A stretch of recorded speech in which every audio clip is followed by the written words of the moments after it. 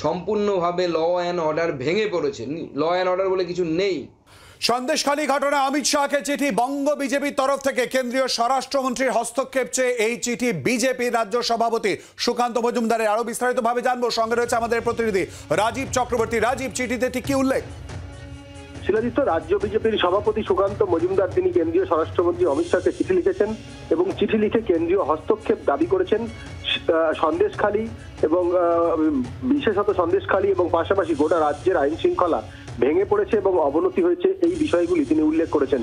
এবং সন্দেশখালীর শেখ শাহজাহানের বাড়িতে ইডির রেড, আক্রান্ত হওয়া ইডির আধিকারিকরা এবং তারপর তার উধাও হয়ে যাওয়ার ঘটনা তিনি উল্লেখ করেছেন এবং কেন্দ্রীয় স্বরাষ্ট্রমন্ত্রীর কাছে তিনি আর্জি জানিয়েছেন যাতে যত শীঘ্র সম্ভব অবিলম্বে হস্তক্ষেপ করা হয় এবং তিনি রাজ্যের মানুষের জন্য, সন্দেশখালীর মানুষের জন্য, এলাকায় শান্তি শৃঙ্খলা বজায় রাখার জন্য কেন্দ্রীয় হস্তক্ষেপ দাবি করেছেন।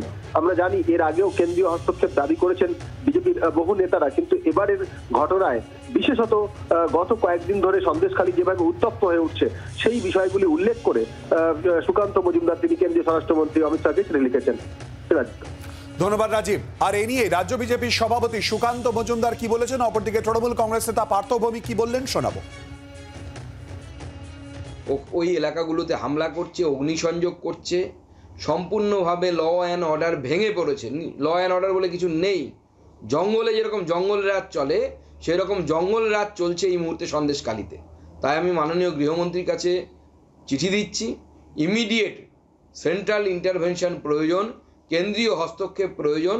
নাহলে ভারতীয় সংবিধান ভারতবর্ষের নাগরিকদেরকে, বিশেষত এসটিদের উপর যেভাবে অত্যাচার হচ্ছে, শিডিউল্ড ট্রাইবদের উপর যেভাবে অত্যাচার হচ্ছে, ভারতীয় সংবিধান সম্পূর্ণভাবে উল্লঙ্ঘিত হচ্ছে এবং ভারতীয় সংবিধান যে অধিকার দিয়েছে এই শিডিউল্ড ট্রাইবদেরকে, সেই অধিকার এবং মানব অধিকারের হরণ হচ্ছে।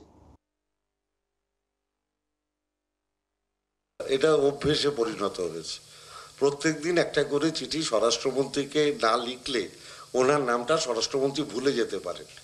এখন তো প্রতিযোগিতা চলছে স্বরাষ্ট্রমন্ত্রীর কাছে কার নামটা মাথায় থাকবে, তা সুকান্তবাবু সেই প্রতিযোগিতায় অংশগ্রহণ করে চিঠি লিখেছেন। বাংলার আওয়াজ, বাঙালির আবেগ, জি 24 ঘন্টা।